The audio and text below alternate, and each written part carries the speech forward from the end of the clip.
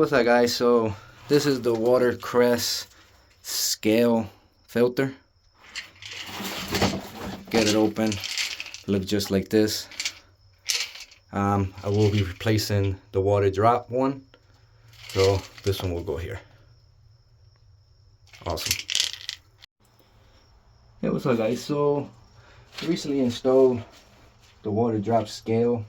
This is the WDW65.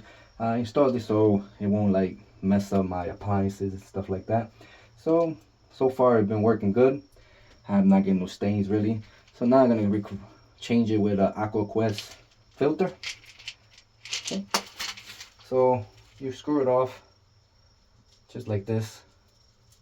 This is pretty easy. And then grab your new one.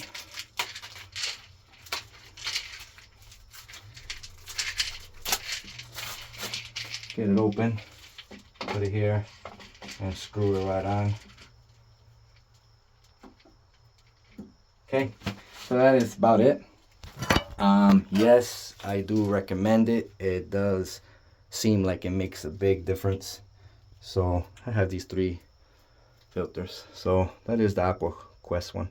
I'm gonna turn on the water and make sure everything's working good.